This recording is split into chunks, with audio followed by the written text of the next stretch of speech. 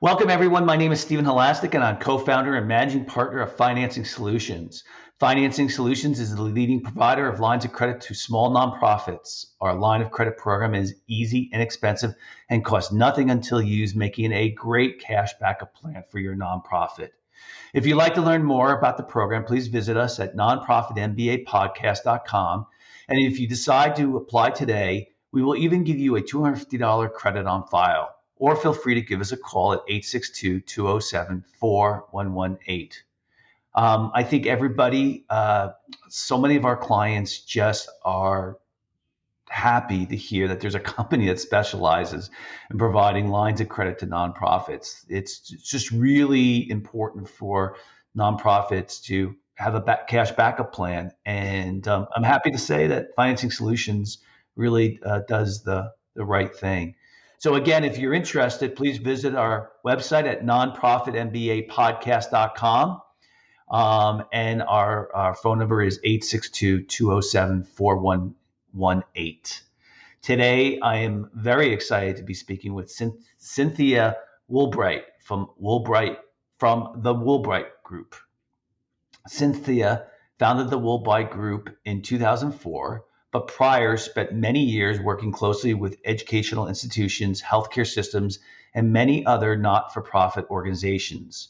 She has spent a career advising on campaign assessments and feasibility studies, board governance, alumni engagement and development council, strategic planning, ongoing strategies for raising philanthropic support, and specific interests in women's philanthropy, leadership and organizational development strategies, and other mission-driven matters. Cynthia, welcome to today's Nonprofit MBA podcast. Thank you very much, Stephen. I'm pleased to be here. So I am intrigued and excited because this topic that we're covering today is one of the more unique topics. And I think that any listener who's listening now is really going to get a lot out of this. Today's topic is Gender Matters. Nonprofit fundraising research shows the impact of women donors. So to start off with, tell us a little bit about, what this topic is, what we're going to cover today in this topic. Thank you, Stephen. I hope that we can cover a little bit of background about women donors, because we've really had women donors back even in the 1800s forward that have made some very significant gifts that when I talk about them, people would know what they were.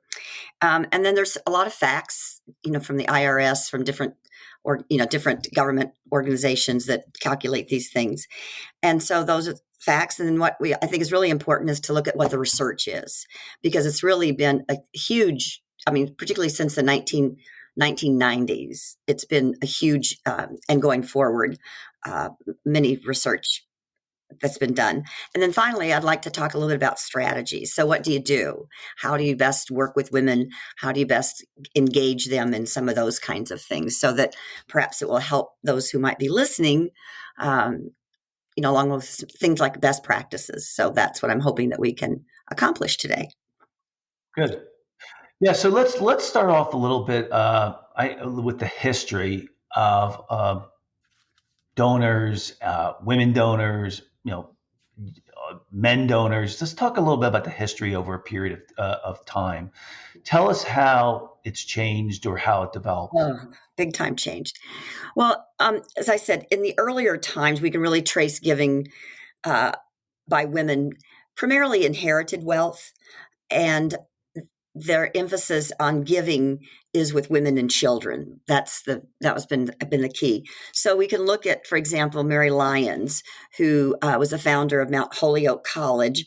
She actually raised the money to establish the college. And then in 1871, Sophia Smith founded Smith College, and hers was through inheritance. Her gift of a little over almost $400,000 back then is now worth almost $7.9 million, would be the equivalent of that gift today. Of course, when you talk about the Melinda Gates and the Kinsey Scotts, that's not much, but in general, it's a good amount. And some other colleges were named for women who were widowed and inherited the money and gave it to other colleges. One of the things that I think is also important is that Black women have been recognized also in terms of their philanthropy. So back in the late 1800s and early 1900s, there was this wonderful woman named Madam C.J. Walker, who was the first self-made woman millionaire through what she developed as hair products for Black women. And she became a really generous donor to the Black YWCA and NCAA. And then I think, we hit the 60s with the women's movement, and there were lots of, things that were happening in the 60s. We began to look at women in the economy, women in job security, women who were working at home. So I think that began to come together about women. I mean, if you can imagine that literally in the early 1960s, it wasn't until then that women could actually apply for her own credit card. That I think is pretty amazing. Mm.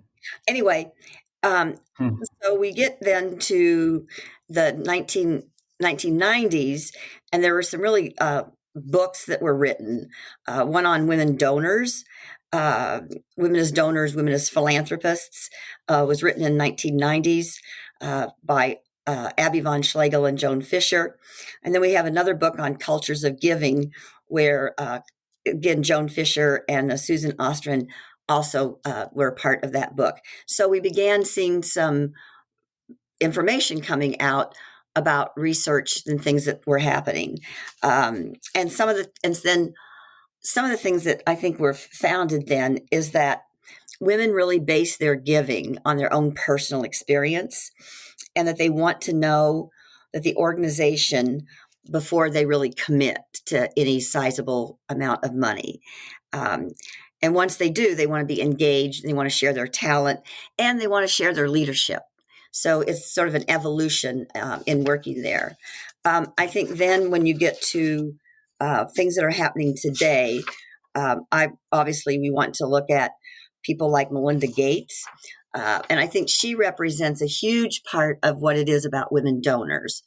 And she established, I think it was just, I don't know, maybe 4 years ago, called Maverick Collective. Now, the word collective is really key here, because the mission she had was to develop global communities with strategic philanthropists and informed advocates who really wanted to use both their intellectual abilities as well as their financial. And so she asked a group of women to give $1 million over a couple of years. However, what they also had to do was to invest in different organizations around the world that were focusing on women and girls, and they needed to find solutions and be able to help execute it. So what we have here is women giving money, but also being deeply engaged. And that is really key, I think. Yeah. And, smartly, the collective really found, 3 traits that, again, are pretty constant about women donors. One is they want their talent to be used. They want to share their talent. They want to really be engaged in the enterprise and make sure that it's really meaningful to what they want. And then the wealth of donors in finding solutions. And in this case, this is obviously enormous wealth, but there's also wealth in organizations now. Today, we have things like women's circles, which I can talk about. These are groups of women who come together. They, they will each agree on a dollar amount. That's the threshold. You don't give any more, you don't give any less, which I think is the thing about women, is that we're not really interested in the recognition part. We want to do this as a collective. So, for example, some of the ones I know here in my community of Rochester, New York, the one that's in particular that stands out is I think there's now probably 40 or 50 women, started out with about 10, giving $1,000 every year. And so they did that. And then with that pool of money, they asked nonprofit organizations to apply based on the compatibility of mission. And as a matter of fact, they even have a group of teenagers that they give money to. So they're teaching teenage girls about philanthropy, which I think is also a great thing. But again, it's that collective power that we're talking about. The last, to end up in this part, Mackenzie Scott, as in the past Amazon, she actually co-started it with her husband at the time. She distributed roughly 1.7 million back in July. And then in November last year, she distributed funds of $6 billion. And actually, here in Rochester, New York, our United Way got 20 million of that. She brought together a group of advisors, again, that collective part, recognizing where funds were needed. She gave real boosts to like historically Black colleges. So she was very particular about where she was giving it. And she sought the advice of people in the nonprofit world to help her on that. There is a giving pledge that you might be familiar with that Warren Buffett started with Melinda and Bill Gates a number of years ago, pledging to give away, 50% of their wealth. And so Mackenzie Scott, she has committed to $36 billion of her wealth. And she's really hoping to, I think she's worth now about 57 or 58 billion. And she's really hoping that she gets rid of all of it. What I love about Mackenzie Scott, there's a quote I read about her when she was doing this, and it reads that there is no question in my mind that anyone's personal wealth is a product of a collective effort and of social structures which present opportunities to some people and obstacles to countless others. And so I think that demonstrates very clearly the difference in women and their contributions. So those are some of the things that. Yeah, let's. Go ahead. Yeah, I'm seeing lots of. I am seeing, certainly some themes here, Mm-hmm. but I want to be very succinct and direct with what we can take out of all this. So let's do this. Let's compare men donors, male donors to female donors, and the top three things that are different between the two. Sure. Men want to be recognized. Women don't. Mm-hmm. That's Okay. probably number one. Number one. Tons of examples on that one. Yep. Number Men two. are competitive. Women want to do it collectively. Men are, they do it. I guess I should say they do it for the recognition, and not for the sort of from the heart, I guess I would say. And I think for me, those are probably two of the more significant differences. Mm-hmm. Yeah. Now, when you are dealing with large female donors, how does the interaction play if they're married? How does that come into play differently than if a male is the donor? Okay. Oh, if the male. Okay. Let me see if I can answer it this way. Historically, men managed the wealth, made the wealth, managed it, and the women weren't even involved. I think probably in the last 25 or so years. I mean, there were the exceptions, like I mentioned about Sophia Smith and some others. However, once we got through the 60s and 70s, and we got into the 80s, women were in careers that were comparable to men. They were in the corporate world, in the finance world, senior VPs. I mean, I could, having worked at Smith College, I could rattle off some of the women that been head of have been CEOs of Fortune 100 and 500 companies. So there's been a big shift in that women are earning their money as well. What I can also tell you is I can remember the 25th reunion at Smith College a number of years ago. It was with the class of 1968. And the alumna, her class raised, I think it was like about $600,000, $700,000, which was great. Well, she stood up at our leadership workshop after the reunion, and she said, here's what we raised. Now, my husband also celebrated his reunion, 25th at Harvard, and they raised, I don't know how many millions of dollars it was, but that came about. So her mantra was about parity, is that Yeah. we need to be given equally. We are a household, whether we both work outside of the house or in the house, we're both, we're both together. And I think one example I can share with you is that a university that I'm familiar with, the chair of the board was a man who's the CEO of a Fortune 100, and they were planning a campaign. And so it was all moving forward and getting to a good place in terms of the organization. So what the typical procedure is that the chair of the board is asked by the president if he or she would then, in this case, he, lead the campaign and talk about a large gift, so that then whoever that person is can go and talk with the board and talk about join me in this effort. So the first part, though, had to happen.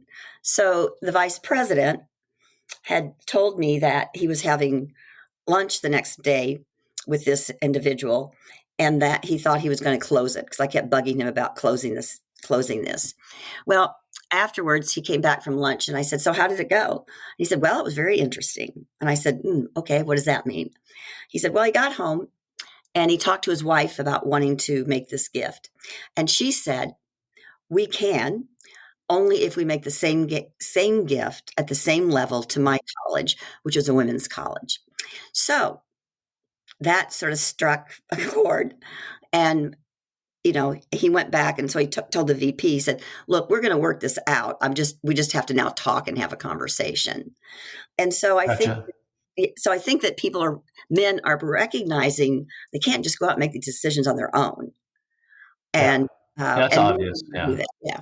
So I point to Yeah. those cases as instances of women donors and giving, and men doing the same thing.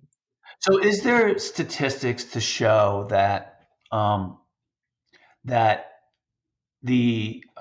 men are donating more money to nonprofits, or are women donating more money to nonprofits, regardless if the woman's the lead, it's family money, but are women becoming the major, are they the major donors to nonprofits?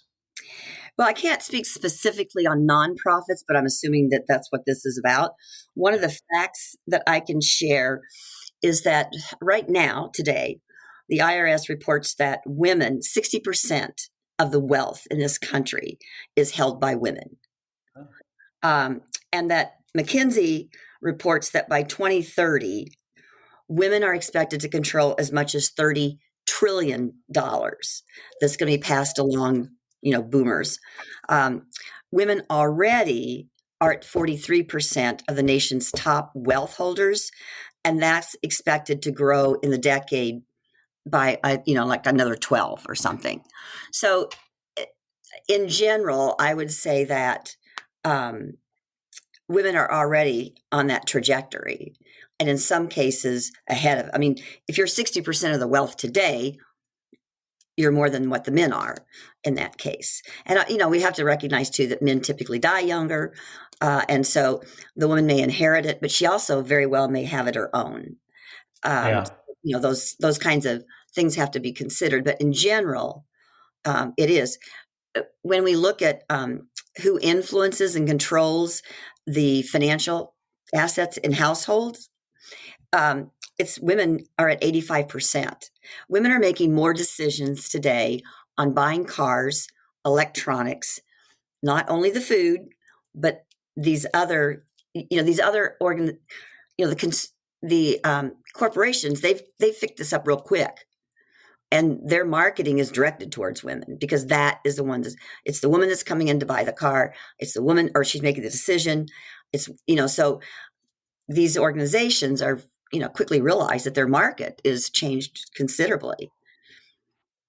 So, if I was head of fundraising, which I really don't have a lot of experience in, Uh-huh. I do think I could be great at it. I But have no doubt.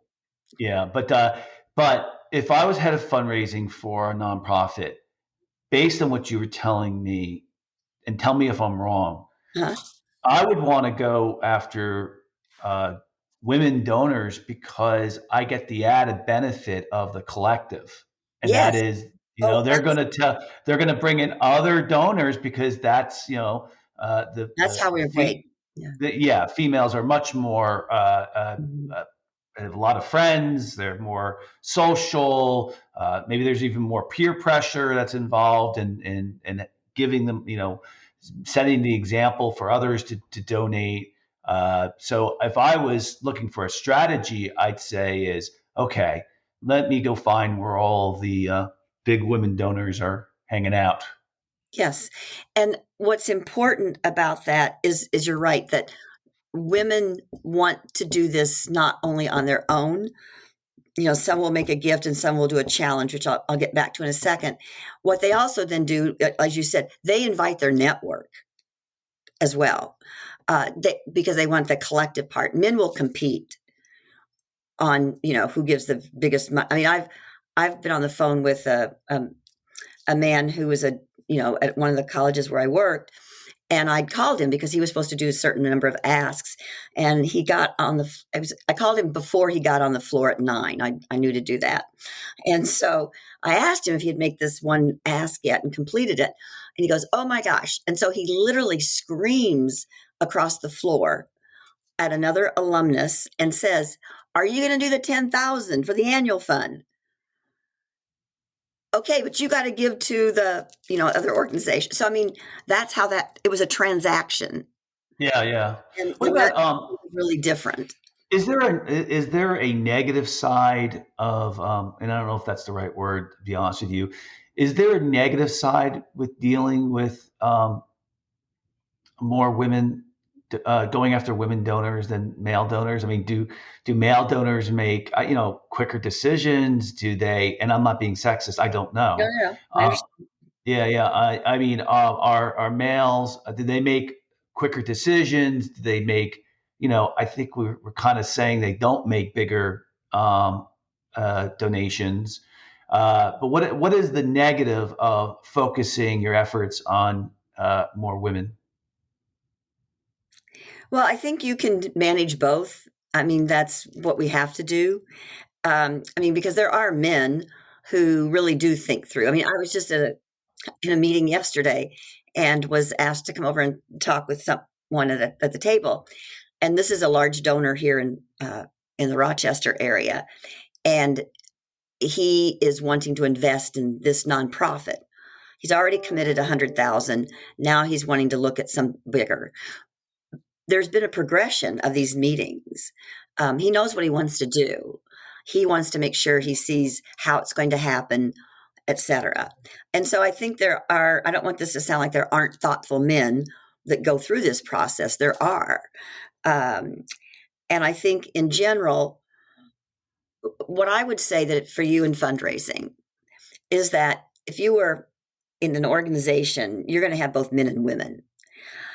I, neither of them need to be negated. They both need to be. The cultivation of them will be different. Now, one of the things that does happen very much more frequently than even, when I was at Smith in the 1990s is that women and men will make the decisions. What I mentioned earlier about that trustee, that was back in the late 1980s. I suspect that if that had to happen all over again, he would never have not talked with his wife sooner. So I think that evolution is coming. So I think that they both need to be. I think if it's a couple, that needs to start at the very beginning. He may be the graduate of the institution, he may be the board member, but do not think that for 1 minute she's not going to have an impact. Uh, And so I so try has to engage, right? Try to engage them both in the yes, nonprofit, even if one of the other ones approached you first, right, right. or you got to the other one first. Is it is it better to is it better to is it better to lead if you're dealing with a male donor with the idea that they don't have to be that involved? Whereas with a woman donor, you want to entice them more by saying, "We'd really love for you to be more involved," because that's something that they would want. Yes, you really do have to do that. I mean, some of the strategic questions I think are important to recognize as well. And so I think with man or woman, um, you know, questions about, why did you make your first gift? What's your legacy going to be? I mean, those are going to be some questions that get at these answers for you. Mm. And, in the organizations that you already provide gifts to, what are they doing to steward your gift, and how does that impact your giving? So, I mean, those should be asked of men and women. I Yeah, think what yeah, we're going to find is that women are going to want to say, well, I'd want to learn more about the organization. Um, I think some of the men would probably say less of that. I think that men, especially if they're giving at a large level, have an expectation that they'll probably be on the board of trustees or something of the organization, where I think women don't have that expectation. They want to be engaged first.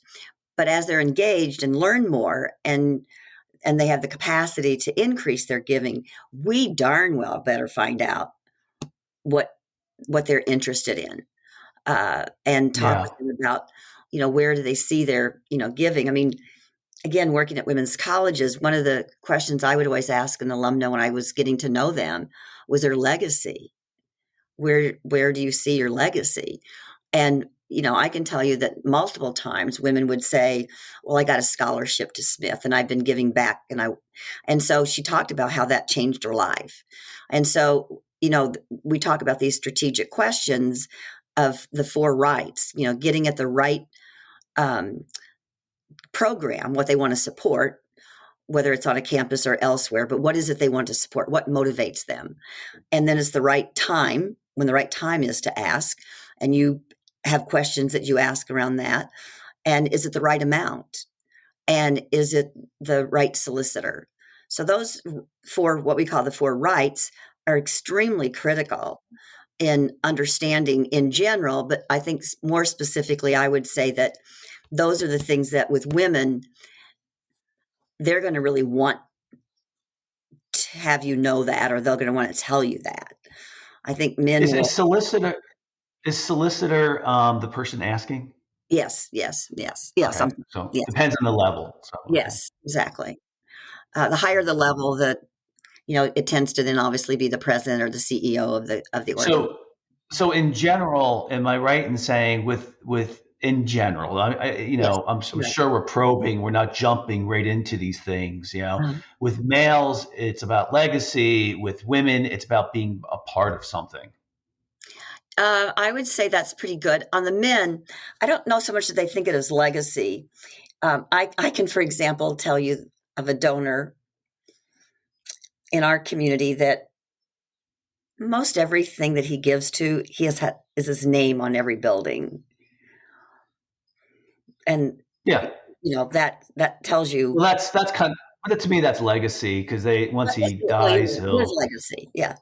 yeah, yeah. I Now, mean, on the other hand, yeah. if I had a couple $1,000,000 to give, I would never, ever in a million years want my Yeah, name on it. you wouldn't Oh, want to show I off, might so to need it for speak. my parents, or I might, whatever, but I would never Yeah, want my name on it. And I don't yeah, think yeah, I'm that.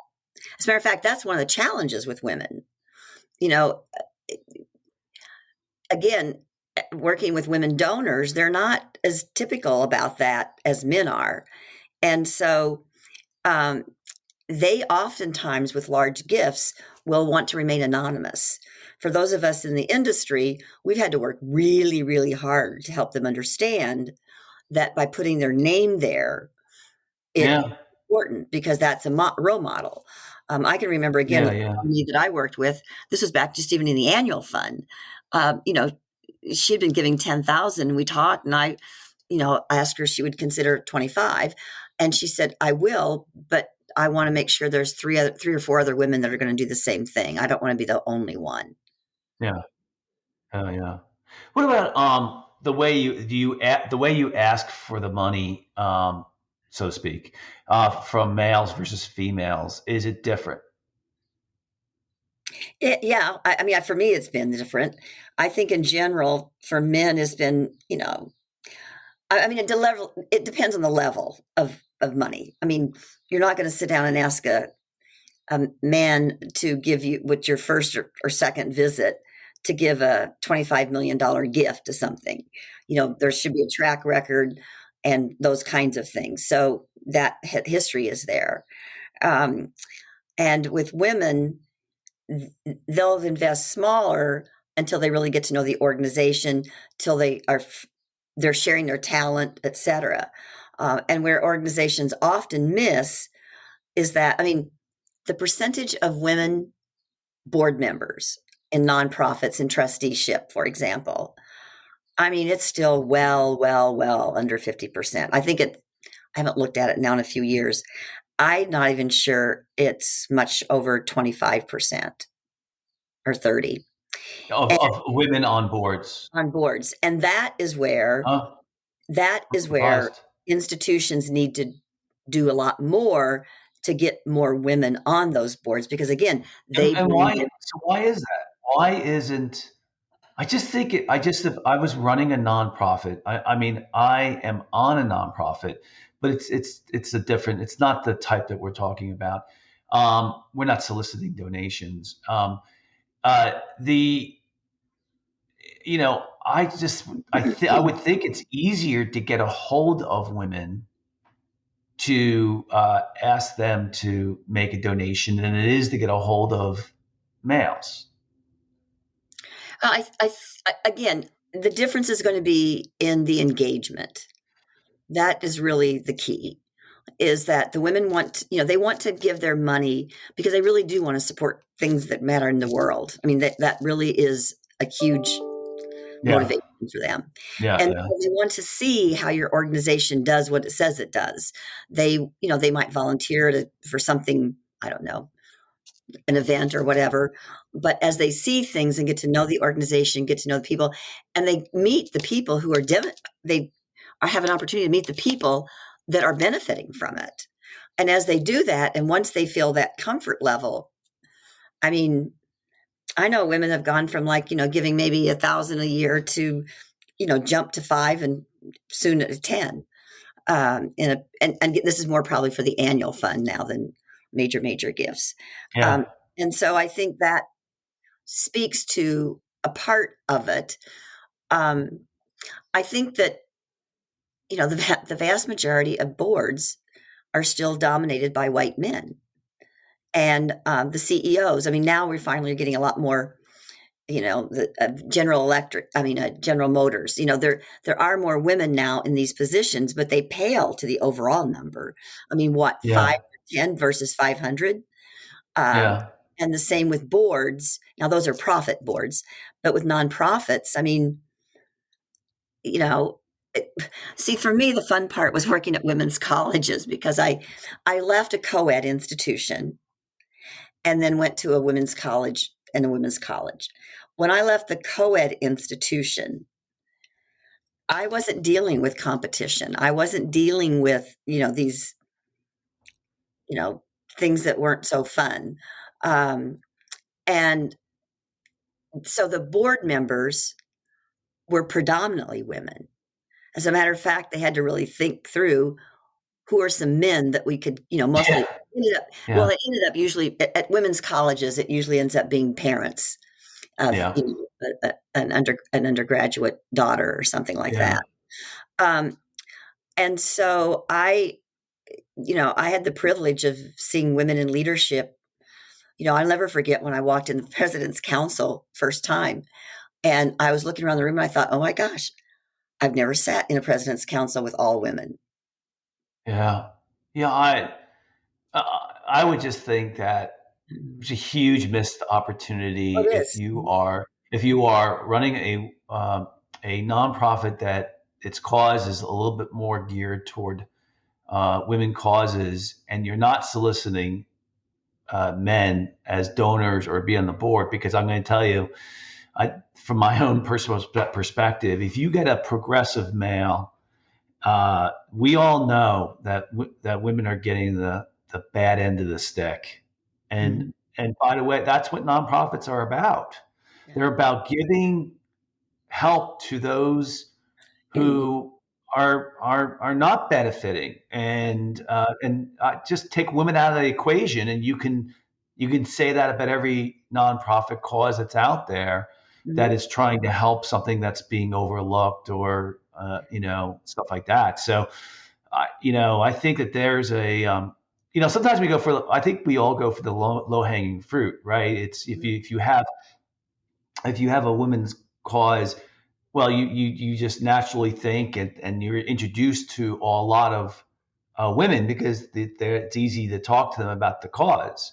Mhm. But going for the male ones might be very fruitful as Yeah. well. So yeah.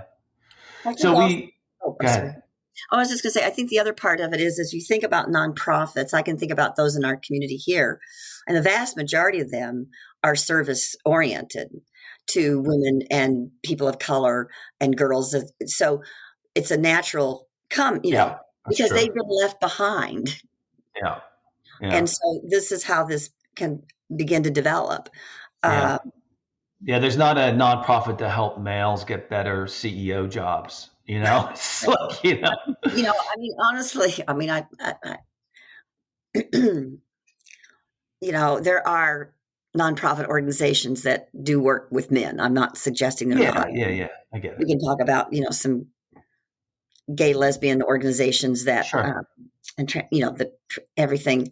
Um, but in general, I think that the purpose of many of the nonprofits tend to be towards those who've been left behind, and Yeah, those who've been left behind are women and people of color, and those things. So yeah. Well, listen, it's good stuff. Like, Cynthia, you and I could sit here and talk about this topic for 2 hours, right? 3 hours, and I would find it extremely interesting. Unfortunately, we potentially would lose our listeners, but sure, our audience. yeah, yeah. But anyway, really great topic. I would like to thank so very much Cynthia Woolbright from the Woolbright Group for coming on to today's podcast. If you like today's podcast, please feel free to share it with a friend, and also subscribe on your favorite podcasting app. If you like today's podcast, please give us a review on your podcasting app. And to help us get the word out, the Nonprofit MBA podcast has become very popular. Very proud of the work that we're doing here. And if if your nonprofit's interested in looking into a line of credit for your nonprofit, you can call us at 862-207-4118, or visit our website at nonprofitmbapodcast.com. Cynthia, if people want to get in touch with you, how would they go about doing that? Well, they can Google us at Woolbright Group. That will be a way to get to our website and see more about our services. I can certainly tell people that my phone number is what's actually, I think it's on our website, but it is 585-727-1143. Great. And your firm, does it have a specialty, or are you kind of working as a nonprofit consultant in many areas? I work in, I come from working in higher ed, so that has been my market for a long time. Yeah. Uh, I've been away now. I mean, I'm 18 years into this. And now, particularly since I'm in the Rochester area, a lot of the organizations that are local are the ones I work with. Regardless of the organization, I can assure you that the women, in terms of as donors and philanthropists, always comes up. I always want to make sure that they're maximizing their ability, to continue their mission by, not overlooking. And so many times it's your own policies, it's your own bias that you have to make your staff fundraise. The fundraiser that we could make you want to make sure that they're recognizing some of those kinds of things, and that the organization has barriers set up. And so those kinds of things need to be need to be addressed, uh, regardless of the organization. So it's a Yeah. part of it. Mhm. All right, good stuff. One All of right, well, learned a lot today. I really Yeah, appreciate it. no And problem. and for our listeners out there, I just want to thank you all for making the world a better place. Mhm. We are certainly all connected, and we all need to do our part. and certainly starts with me. So every day I think about what else can I do to make the world a better place. I hope you do too. I know you do. So everybody have a fantastic day, and please stay safe.